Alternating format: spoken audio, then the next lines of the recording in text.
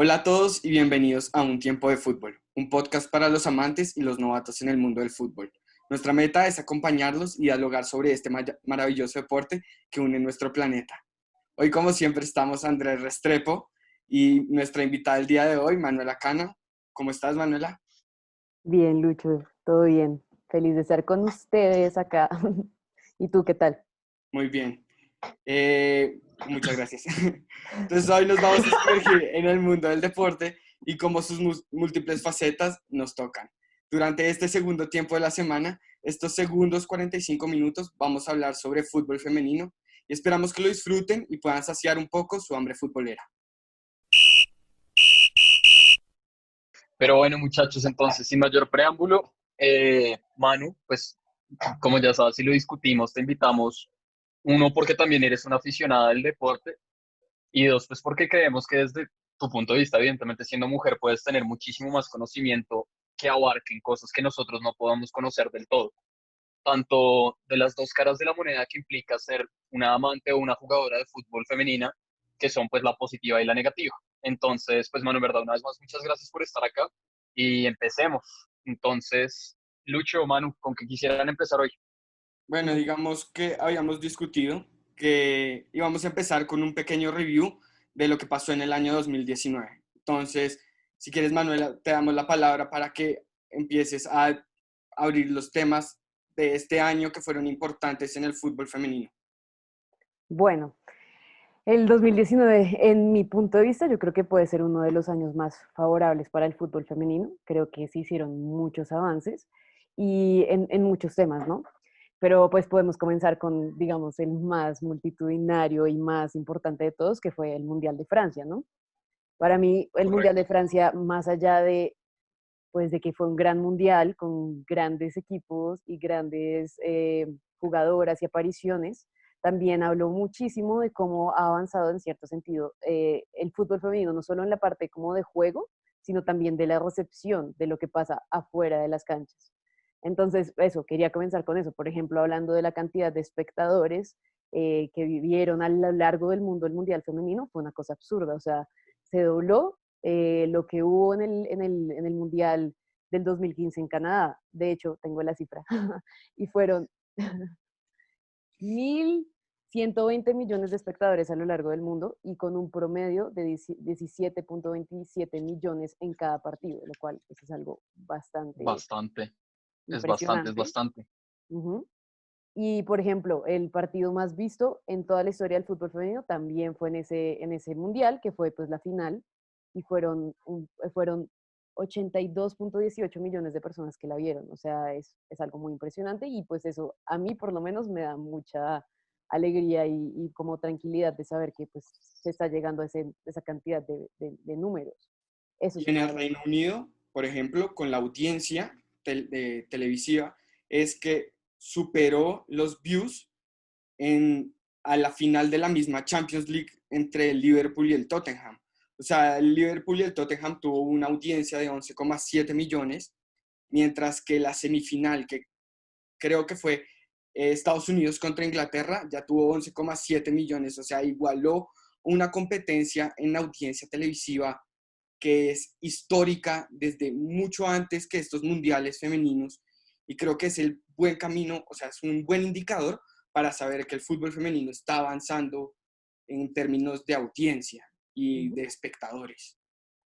Sí, total. Correcto. Es que al final del día este mundial empezó a demarcar muchísimas diferencias, ¿no? O sea, yo recuerdo nada más el año pasado y ya había muchísima publicidad premundial. O sea, no fue como, y sí, ahorita en este blog que sobró en DirecTV, pues vamos a pasarles un partido del mundial femenino, sino que era propagandas a la lata, mostrando jugadoras de diversos países, o sea, lo que era Lucy Bronze en Inglaterra, todo el combo de Estados Unidos, que es una locura, jugadoras neerlandesas, francesas, etcétera, precisamente uno ya las empieza a ubicar, uno ya las empieza a conocer y esto es un cambio inmenso. O sea, Ujú. antes uno conocía dos, tres jugadoras, entre ellas la que más destaca es Marta, pero precisamente acá uno ya empieza a tener un repertorio de jugadores que uno empieza a seguir, que uno empieza a entender por qué es buena, por qué no es tan buena, y que no solo sea fútbol ofensivo. Lucy Bronze, por ejemplo, que es la defensa estrella de Inglaterra, es una defensa.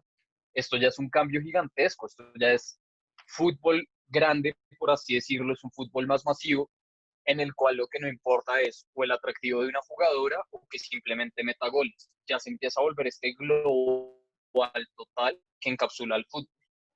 Total. O sea, lo que tú dices, por ejemplo, defensas como Wendy Renard de Francia y todo esto, o sea, como que uno va teniendo más referentes en cada una de las posiciones. Otra de las cosas que me pareció muy interesante Exacto. ajá, de este mundial fue que comenzó a haber como una, digamos, todos sabemos el predominio de fútbol femenino de Estados Unidos. Pues es impresionante, o sea, son unas duras, pero en este mundial del pasado en Francia se comenzaron a ver como equipos como, por ejemplo, España, eh, pues Holanda, la misma bueno, Holanda que Países llegó a la Bajos. final, sí, Países Bajos, como que no sé, Holanda finalista.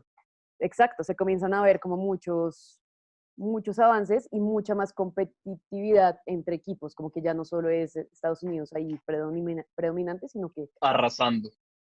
exacto, esa fue una de las cosas chéveres.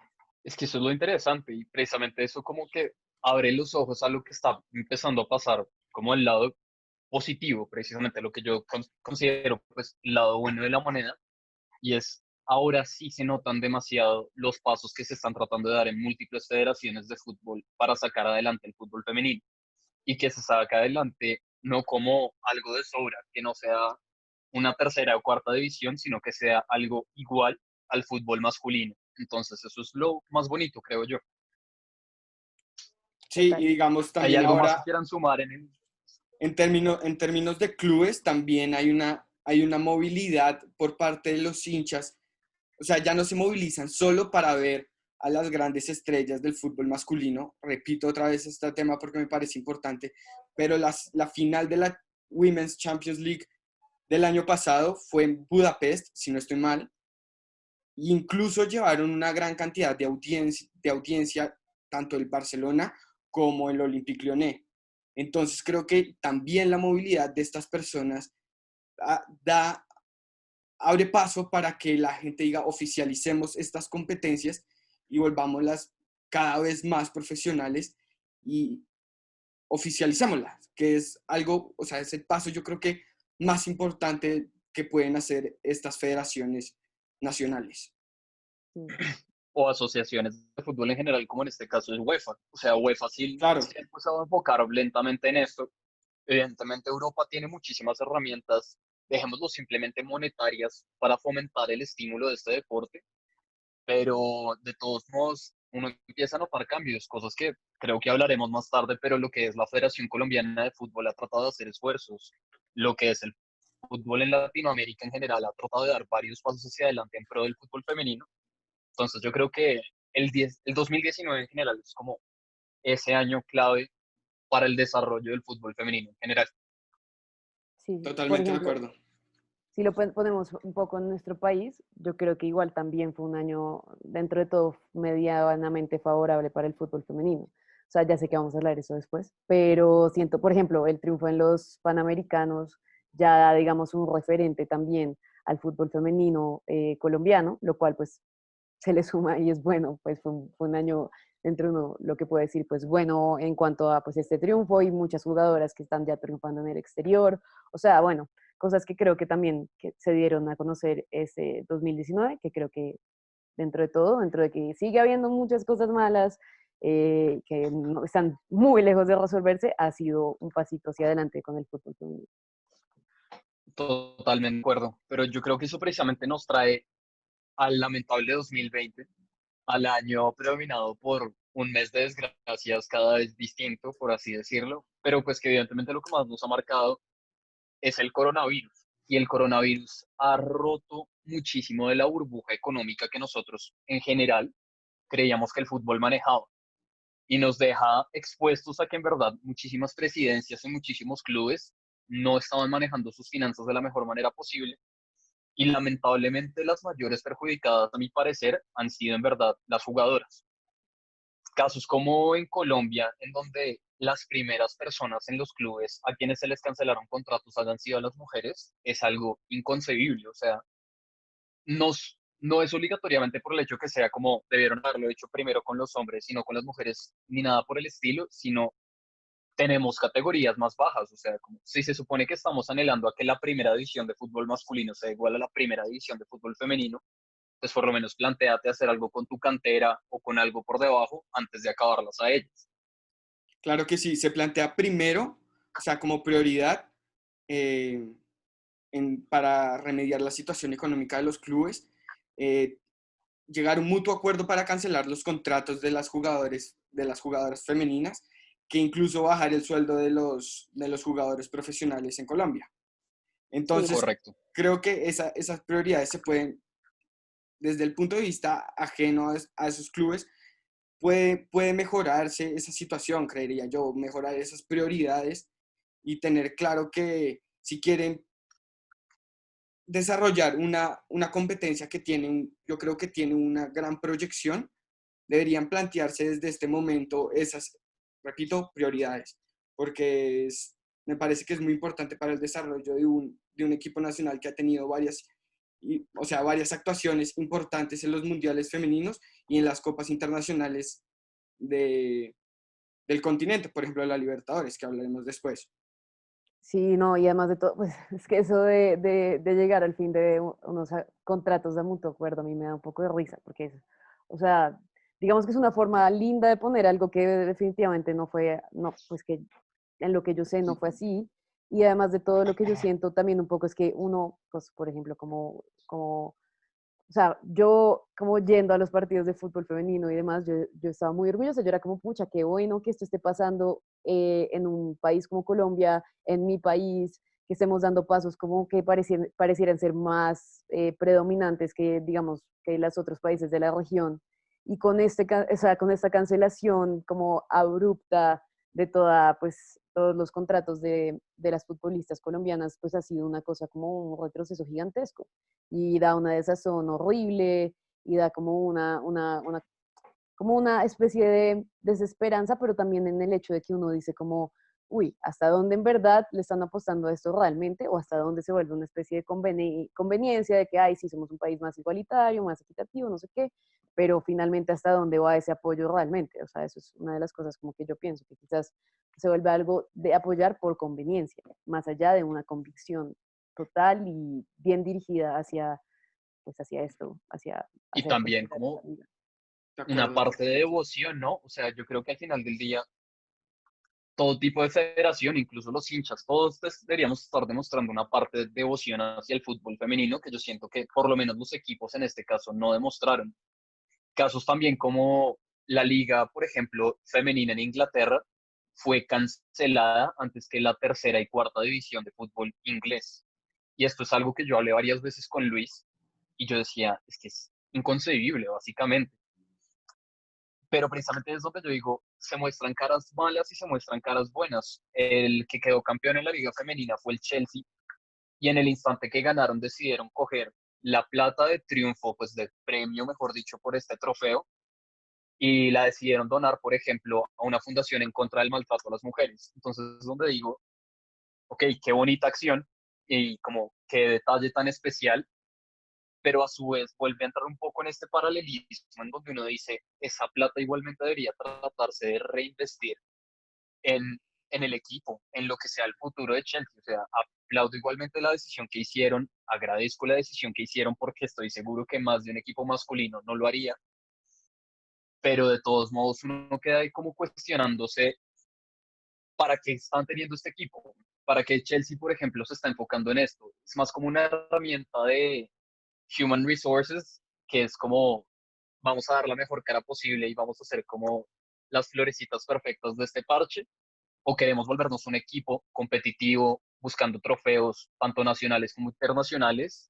Y sí, no sé, es como todo tiene una serie de matices al final del día, Claro. todo el mundo es gris, pero todo esto es muy difícil de aceptar, o sea, Claro que se vuelve sí, muy no sé, es preocupante peculiar. lo que tú dices, porque pareciera que muchos clubes lo están tomando como una especie de propaganda hacia ellos mismos, como, uy, sí, estamos siendo súper abiertos, estamos apostándole a esto, pero mira, llega a una crisis, o sea, se entienden algunas cosas, pero la forma en que se hace, pues da cuenta que finalmente sí, que tal vez es una especie de conveniencia, no sé, es un poco Totalmente de espeso. acuerdo. Y digamos, eso del mutuo acuerdo es un mutuo acuerdo obligado, volviendo a eso. O sea, eso es a lo terrible. de Colombia. A lo de Colombia, volviendo al tema de Colombia, porque digamos, pongo el ejemplo de Millonarios. Millonarios supuestamente oficializó una nómina ponle el 26 de marzo, si no estoy mal, empieza la crisis y de verdad a los 3 días, estoy poniendo un número de días aleatorio, pero o sea, los obligan a llegar a un acuerdo a cancelar los contratos y no los mantienen. Y eso que les habían prometido, o sea, es que no duró ni 10 días Manutención un acuerdo alimentaria y más de cosas. transporte, de todo. E incluso hay algunos clubes que ni siquiera tienen en cuenta pues, la crisis y no las hospedan en casas pues, deportivas, por ejemplo. Las devuelven por así decirlo, las devuelven a sus ciudades de origen sin ninguna remuneración, sin ningún auxilio. Ya tiene que entrar un tercero como es a Colfoot Pro a hacer campañas de donación de mercados a las futbolistas profesionales que no tienen Jugadores. otro modo de procurar ese mercado, por ejemplo, sino siendo futbolistas profesionales.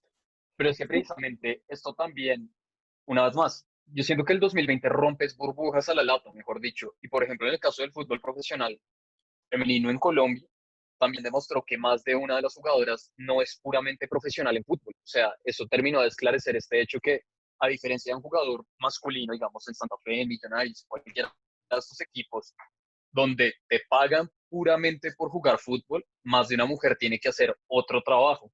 Y en el momento que estos dos trabajos no los puede hacer, pues porque el fútbol lo cancelaron y porque evidentemente todos los otros trabajos ya no se podían hacer presencialmente, se les desarmó la vida. Y la actitud de más de un club en verdad fue como, no, pues te vamos a dar un alimento, te vamos a dar alimentos. Y ni siquiera lo establecen cuántos meses, esto no es nada como legal, solo, no, pues no la vamos a dejar morir de hambre. Ya, estén satisfechos con eso. Qué Solo el actitud más 64, pedante y tan sobrada. O sea, gracias por no dejarla morir de hambre, pero es que eso es como el mínimo requisito que tú deberías hacer con alguien que en teoría es tu profesional.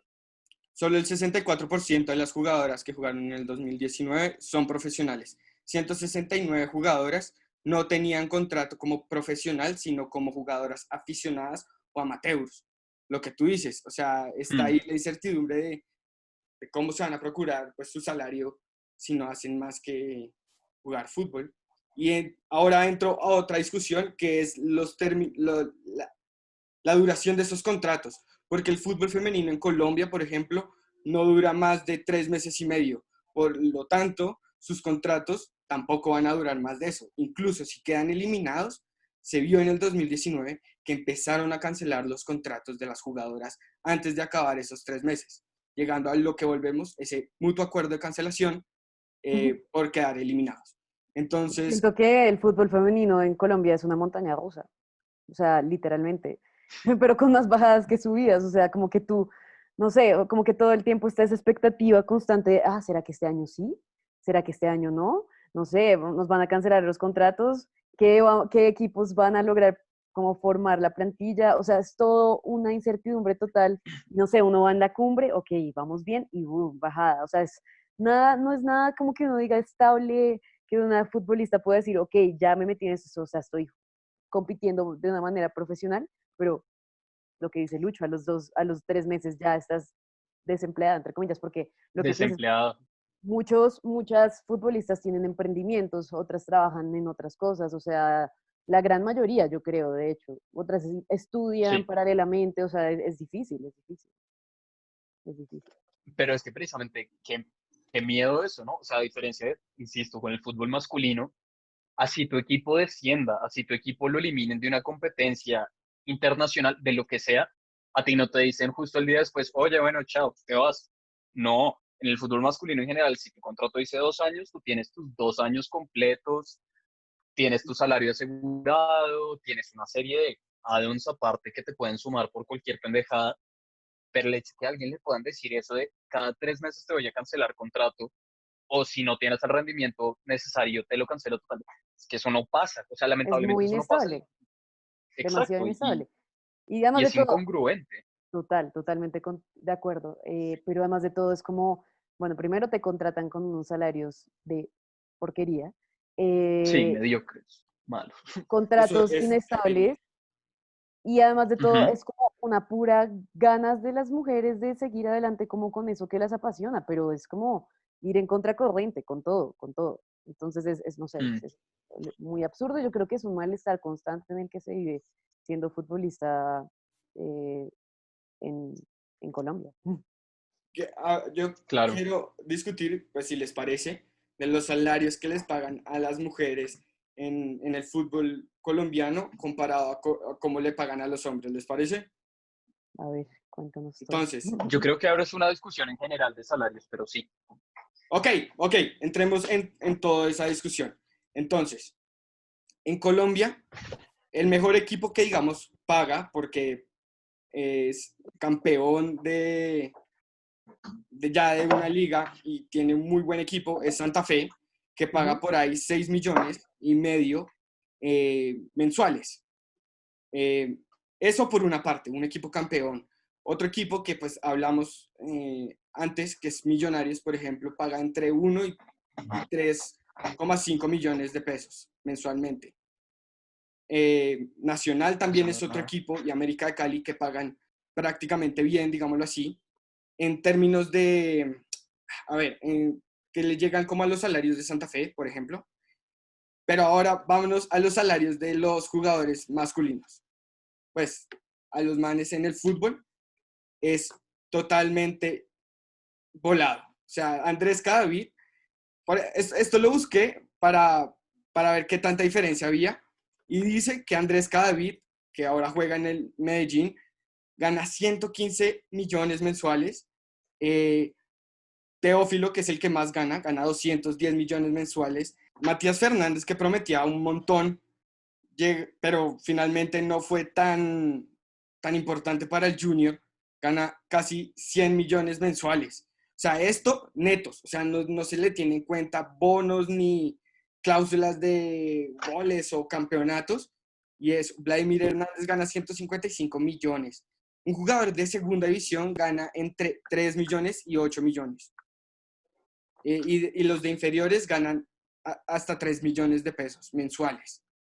Entonces ahí podemos ver literalmente que es una liga totalmente dispareja en cuanto a pagos de salarios, la colombiana. Y supuestamente es una liga pionera en esto del fútbol femenino como oficial. Sí, imagínate, si somos pioneros y supuestamente estamos dando la cara por el continente, pues bueno, por la región, pues sí es inaudito. Y pues uno entiende, obviamente, que es una vaina vista histórica y todo lo de los patrocinios, pero igual es que da rabia, o sea, da rabia y impotencia. Y uno dice como, pucha, uno con qué, pues sí, con qué, como motivación, además de la personal y de cumplir sueños y demás, pues va a jugar y va a volverse futbolista profesional. O sea, es muy difícil. Muy Y al difícil. final del día, a ver, en los equipos de Colombia en este momento, en clubes, hay varias internacionales. O sea, ser un futbolista internacional es algo difícil en ambos sentidos, o sea, tanto en masculino como en femenino. Que alguien de segunda división, que podrían llamarlo una selección, pero lo más probable es que no lo llamen, gane más que alguien que sí puede anhelar a ser un profesional de talla internacional, a mí me parece irreal, o sea, es que es algo que en verdad no tiene sentido en lo absoluto. Sí, no, no, no. Es obvio, muchas de las jugadoras, o sea, la selección está conformada, pues, o sea, muchas de las jugadoras que uno ve en la liga colombiana hacen parte de la selección, es total lo que tú dices, es impresionante. Y no, Digamos también en los Estados Unidos, que es un equipo, pues es una selección supremamente importante, también hay un problema en disparidad de salarios y por lo tanto llevó a hacer protestas por parte pues, de su capitana y de referentes de esta selección, que es pues 4 veces campeona del mundo, nada más y nada menos. no, sí, o Entonces, sea, de hecho el dato es impresionante, o sea, ellas ganan 40% menos que los futbolistas, pues, de la selección masculina. Y de hecho, o sea, más allá, digamos, luego vamos a hablar también de eso, pero todos hemos visto como esa cantidad de protestas, como abanderadas por la selección femenina de Estados Unidos, pero ellas llevaron a los tribunales y todo el caso, y pues bueno, hubo un aumento de salarios y la vaina, pero nada, o sea, ellas están súper inconformes y creo que siguen el proceso judicial abierto. Pero o sea, tú dices, 4 veces campeonas, dan como la pauta a todos los equipos y selecciones femeninas, todo el mundo las está viendo, o sea, de hecho tengo un dato X, pero la camiseta de Estados Unidos se vendió más que la de Barcelona, o sea, del club. O sea, son un montón de cosas, están llenando estadios y ganan 40% menos que los hombres. O sea, a mí eso sí se me hace un dato como totalmente absurdo. Es que Andrés. es, es muy injusto. Qué pena, mi internet está hecho nada, pero es muy raro todo este tipo de dinámicas. O sea, por ejemplo, el año que Santa Fe femenino quedó campeón, Santa Fe no ganó nada ese año acá, si no estoy mal. Y todas las bonificaciones de Santa Fe femenino se las llevó Santa Fe masculino, que fue lo Santa mismo que Fe, pasó cuando el William Santa Fe. no, Santa Fe estaba a punto, o sea, ya estaba empezando su decaída total, porque como Exacto. promoción, Santa Fe estuvo a punto de estar en riesgo de descender masculino. Y eso, o sea, ese coeficiente se saca por torneos pasados. Entonces, Mm, cuando Santa Fe femenina gana eso, Santa Fe masculino está mal, o sea, no está pasando por su mejor momento. En cambio, estas son correcto. campeonas. Perdón, sigue lo que estabas diciendo. No, pero es a lo que voy. O sea, la plata que ganó en teoría Santa Fe femenino, que deberían ser bonos para las jugadoras, dadas sus buenas actuaciones, se la dan a masculino. Cuando el Huila gana la Libertadores, No, eso también estoy fue una cosa seguro absurda. que le asignan la mayor parte del premio del torneo internacional, no a las jugadoras, sino a los jugadores, que no contribuyeron en nada. No es un título de ellos, es un título del club. Y por eso, pues, bendición, o sea, alegrémonos entre todos. Que no Pero, contribuyeron y el equipo masculino descendió, además. exacto, es mind blown, o sea, es que son una serie de cosas donde uno dice, ¿por qué? Tal y como Manu lo estaba diciendo, Estados Unidos, ¿cuándo va a ganar Estados Unidos masculino algún mundial? Sabrá Dios. O sea, cuando desarrollen en verdad una buena infraestructura para hombres en Estados Unidos, probablemente vayan a tener un combazo, pues porque Estados Unidos es una superpotencia de deportes, pero ahorita no lo son y no están ni siquiera cerca de hacerlo. El fútbol femenino en Estados Unidos es un titán imparable. O sea, todos los equipos que básicamente se les paran igualmente, que obtienen 2-0 perdiendo, 3-1 perdiendo, eso siguen siendo unos resultados en los que se demuestra que nadie está al nivel de ellas y eso debería haberse remunerado, en verdad, o sea, debería haberse premiado no solo por el renombre que tiene todo ese equipo, porque uno conoce a la mitad de esa plantilla, sino que en verdad deberían empezar a tener unos bonus en general muchísimo más importantes Claro, y claro. muchísimo más respeto.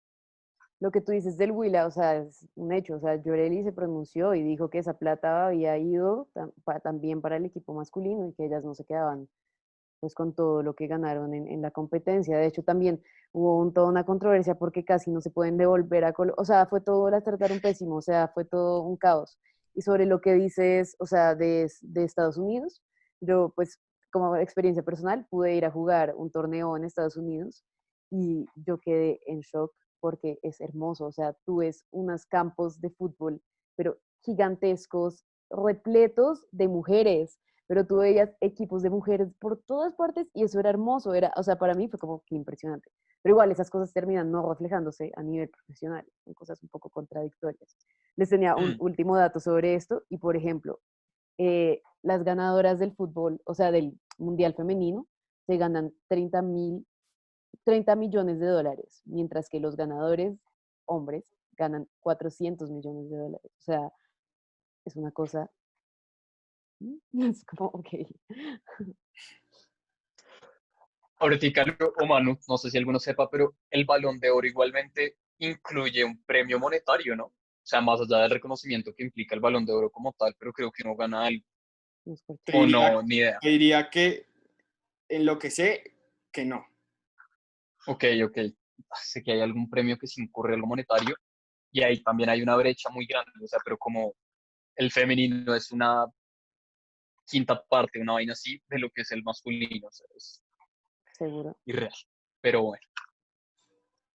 seguro, Y sí. yo creo que hablar, ya que hablamos de Estados Unidos, hablemos de otra potencia, si les parece, que es una región en el mundo que también tiene buen fútbol femenino, como lo es Asia.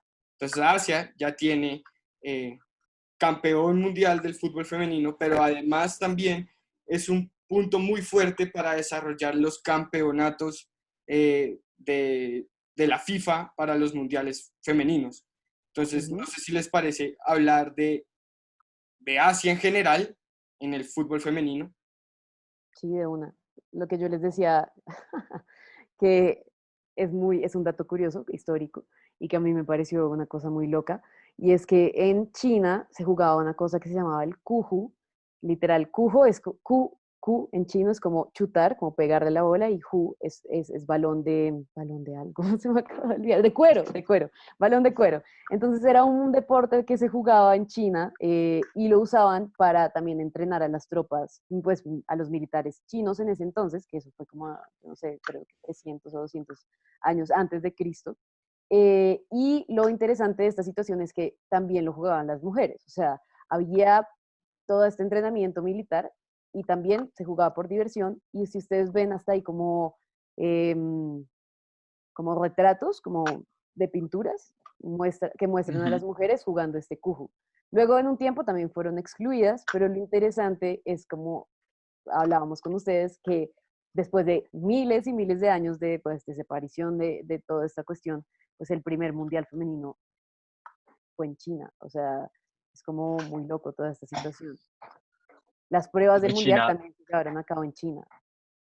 y China es pionero al final del día, o sea, China ya ha tenido jugadoras muy importantes de calidad muy alta, o sea, han tenido jugadoras que figuran en el top 3 del mundo en este deporte, y son una presencia que sigue. Japón ahora está tomando un poco las riendas y Japón también se está volviendo una superpotencia en fútbol femenino y eso es chévere. O sea, como siempre yo creo que se relaciona un poco a países desarrollados que tienen pues mayores capacidades de fomentar esto, pero pues precisamente es algo muy interesante de ver y algo muy interesante de analizar. O sea lo que sea, Asia, por más que evidentemente tenga fútbol, y hoy en día tenga un fútbol bastante bueno, Ujú. no es un continente que uno asocie directamente al fútbol.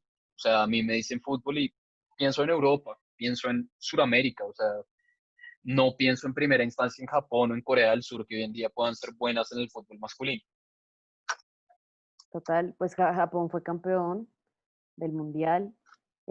China, si no estoy mal, ganaron los Juegos Olímpicos y pues creo que quedaron sí, semifinalistas en el 99 si no estoy mal. O sea, en verdad es interesante y en equipos también de Europa hay bastantes personas asiáticas, bastantes mujeres asiáticas. Es interesante esa situación de Asia en el fútbol femenino. Mm. Y en el 2021 ya se oficializa la liga femenina en Japón, por ejemplo. Mira, también es un pasote gigante.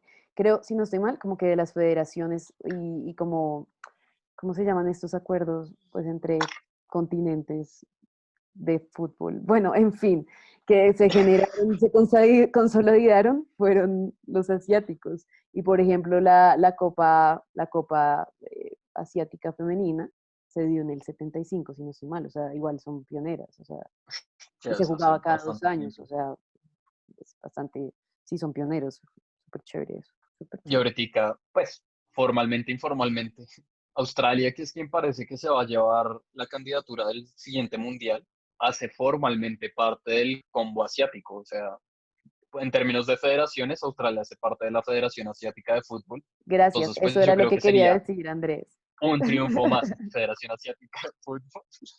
Eso. Eso debe tener un nombre más importante, eso es, no, con esas, eso es África, bueno, no me acuerdo. Pero el caso es que ellos, pues, Australia, por más que no haga parte de este continente, sí hace parte de esta como federación, de este conglomerado, y es a lo que voy. O sea, sería un triunfo más para el fútbol asiático y una demostración que en este sector del mundo se está impulsando y respetando muchísimo el deporte. Totalmente de acuerdo. Pero bueno, Lucho, que sigue nuestro cronograma. Ah, si quieren hablemos de lo de las protestas, o sea, como escenario de protestas, el Bueno, fútbol femenino como escenario de protesta. Sí, o sea, yo lo que veo en el fútbol femenino y es una de las cosas que más me gusta, bueno, como que ahí el simple hecho de jugar fútbol, yo creo que pues siendo mujer es disruptivo. Y eso a mí ya se me hace muy bonito, o sea, es como desde que tú decides por yo no sé qué, que te gusta el balón de fútbol y que quieres jugar fútbol, ya es como un acto de protesta en cierto punto. O sea, yo de chiquita, bueno, luego también hablaremos de eso, pero como que te veían raro jugando fútbol, pero a la vez como que tú te sentías como que yo la logro, no sé, siento que coger un balón ya como tal es un acto, pues sí, como combativo, por decirlo así, en Sí, cuanto a pues toda la cuestión del machismo a nivel mundial. se rompe un poco el status quo al final del día. O sea, el fútbol en teoría siempre se lo pintan a uno como deporte de hombres, súper físico, súper yo no sé qué, por más que tengamos una manada de actorazos que se tiran con cualquier roce, lámparas esas. Pero pues sí, es que es eso, se rompe un status quo. O sea, no son los deportes que uno en teoría asociaba de chiquito o hace algunas décadas con mujeres. O sea, pues es que yo me acuerdo las tonterías de chiquito y era como los niños vayan y jueguen fútbol, las chinas vayan a clase de ballet. No, Ay, sí. jodas, hermano, no todo es ballet en la vida. O sea, al igual que no todo es fútbol. O sea, sería chévere también ver más hombres dispuestos a bailar ballet. Esa vaina, mis respetos a los que lo hacen. Es un ejercicio brutal. No, el ballet, sí, o sea, yo creo que El ballet. no rompen. El ballet, uff, Bueno, muy denso. sí, pero más allá de eso también, o sea, lo que les digo, solo el hecho de coger un balón ya, digamos que te abre un montón de posibilidades, pero como que si ya lo vemos a nivel, pues, mundial y todo lo que pasa en el fútbol femenino, es un escenario de protestas, es lo que yo les comentaba, o sea, siento que las mujeres están teniendo en cuenta que se están abriendo esos espacios, que se están viendo a la luz del mundo un montón a las mujeres, y ellas lo usan como una manera de poder hablar sobre sus derechos, de tomar el micrófono y cuando te van a entrevistar no hablar, ay sí, el partido fue buenísimo, yo hice lo que me dijo el profe, no, dicen, mira, en mi país hay una desigualdad terrible en los salarios. O sea, lo que hace Rapinoe, o sea, le hizo la grosería a Trump 2 veces que le dijo que hablaran después de que ganaran y la vieja ganó. La, o sea, es impresionante la cantidad de protestas, tanto simbólicas como ya lo que les decía, jurídicas, que se han hecho desde el fútbol femenino. Y más allá de que tú como niña chiquita ves como a tus referentes, como que ya las ves en las pantallas, que eso no, pues a mí por lo menos no me pasó cuando era chiquita. Más allá de eso, en verdad, Ujú. yo creo que el fútbol femenino está altamente politizado, o sea, como que las mujeres la tienen clara, se están abriendo espacios y ellas los están aprovechando. No sé si quieren decir algo como al respecto, o podemos hablar de Pues es que ejemplos yo o algo así. precisamente, yo algo que quería hablar rápido es, en general, el fútbol femenino, por más que no todas las mujeres evidentemente hagan parte de la comunidad LGBTQI+, sí se ha vuelto algo como para tratar de decir, esta comunidad está bien, esta comunidad hace parte de nuestra realidad y hay que respetar a esta comunidad. Lo que quiero hacer es un pequeño paralelismo gigantesco con el mundo del fútbol masculino, en donde no hay casi jugadores homosexuales y no hay casi jugadores homosexuales abiertamente porque tienen Abiertamente, pavor a que eso. abiertamente, es que es eso. A Ujú. Jonathan Spector, que era un jugador, era, creo que ya está retirado, Era, creo. norteamericano, le tocó retirarse en el momento que él tuvo que salir del closet porque dijo no podía más. Y no fue solo No, el maltrato sí. por parte de hinchas, sino que hasta en la cancha, cada tiro de esquina era tenerme que aguantar cuántas babosadas en contra de ser homosexual me podían decir. Tenía que aguantarme cada vez que me pegaban. Cosas tantas como deje de ser tan homosexual básicamente y es, es irreal, pero pues precisamente eso es lo bonito que yo diría en el mundo del fútbol femenino. Sí, es impresionante. Está abierto, o sea, está bien que tú seas lo que quieras ser. Toda esta parte de esta comunidad, ¿haces parte de ella? Bien. ¿No haces parte de ella? Bien. O sea, sé tú misma, al final del día lo único que somos acá es, si somos del mismo equipo, compañeras, y si somos de equipos pues, en contra, rivales, pero a la vez todo esto requiere muchísimo respeto por medio y eso es bastante bonito. Es lo que tú dices, o sea, en verdad es impresionante, o sea, se está visibilizando un montón de problemas sociales como ya de la mujer, como del estatus de la mujer, pero tú, o sea, las imágenes que quedan como ay, se me olvidó, creo que era una futbolista sueca, bueno, que le Sí, dio el, Harder. eso, le dio el beso ahí a su novia en todo el partido de fútbol y tú dices, fue pucha, tras de que ya estoy viendo mujeres jugando, si tú te sientes, pues, o sea, como doblemente identificado siendo homosexual, bisexual, lo que sea, tú lo estás viendo como referentes en el fútbol femenino. Y por ejemplo, Rapinoe, ella pues sí es abiertamente homosexual y lo muestra y lo habla y usa los micrófonos para decir que eso es normal y que las mujeres... Ah, bueno, otra de las cosas que a mí sí me molestan es como por ejemplo, lo que dijo este man Camargo de que, ay, que es un caldo de lesbianismo. No, oye, quizás simplemente se está mostrando, se está reivindicando, pero más allá de que, de ese, yo no sé, se me hace muy absurdo que también se siga como una de las formas de acabar con y de bajarle como el estatus al fútbol femenino, según ellos, es que es un caldo de lesbianismo. O sea, no, al contrario, están reivindicando una cantidad de cosas impresionantes y las están mostrando. Es algo que no pasa con el fútbol masculino. Como que, Masculino. No, sí, pues es que Totalmente de acuerdo. tonterías, como lo que hablamos nosotros en privado con lo de Sepp Blatter cuando todavía era presidente de la FIFA. O sea, el presidente de la FIFA hasta el momento de decir la forma de que el fútbol femenino venda es que empiecen a jugar perdón, en pantalonetas súper cortas y que se muestren básicamente en bikini. Ningún mandatario de fútbol le diría a sus jugadores, por ejemplo, digamos a un Cristiano Ronaldo, tatúese el 7 en la espalda y vaya a jugar sin camiseta para que la gente se venga viéndolo a usted. No, al tipo nunca le dirían esa estupidez, eso sí. Vaya y haga todas las propagandas que quiera, semidesnudo, vaya y muestre su cuerpo, que es una locura, tiro es inmenso, pero De a hecho, te las sancionan mujeres por eso, muchas ¿no? veces sí trataron de profuertarles eso, o sea, era como, vaya, muestres en bikini y luego haga 21. ¿Ah? Sí. Es De No, horrible. hecho, en el fútbol masculino, cuando te quitas la camiseta, ¿qué pasa? O sea, hay una sanción, es una amarilla directa. es tarjeta directa, porque estás sexualizando el juego. Pues, o sea, yo creo que el Estúpido. fútbol femenino también sigue siendo la vaina más sexualizada del mundo. O sea, les prometo, bueno, sí, ustedes se pueden meter a Google y hacer el simple ejercicio de poner como las, algo como las futbolistas más, en vez de mejores, la mejor Buenas. mediocampista, las que están más buenas. Y uno es como, Mm. oye, en serio, oye, pues, o sea, no. No, ayer después de que estábamos haciendo como nuestra discusión pre este podcast, yo hice el ejercicio fue buscar Alex Morgan. Y los primeros 20 resultados que me aparecieron han sido las apariciones de Alex Morgan en Sports Illustrated, que es una revista norteamericana en la cual evidentemente hay una parte de respeto al deporte, pero al mismo tiempo las hacen posar en general las mujeres en vestido de baño, exhibiendo el cuerpo que tienen y ya, y es donde decía, no, hermano, muéstrame a esa vieja levantando la Copa del Mundo, o sea, Sí, Metiéndole muéstrame a esa vieja 5 goles celebrando un buen gol. a no sé a quién fue que le metió 5 goles en un partido. Los méritos que ella tiene. Pero es eso, o sea, muéstrame todo lo que en verdad sea, muéstramela, simplemente la quiero ver celebrar, la quiero ver en la camiseta de su club, que en verdad yo no sé en qué club, creo que está en El Milan, yo no Orlando sé en qué Pride. equipo está, ahí En el, está. Parce, muéstramela en ese club, no, Sports Illustrated, ven y te muestro a Alex Morgan por 17ª vez en vestido de baño.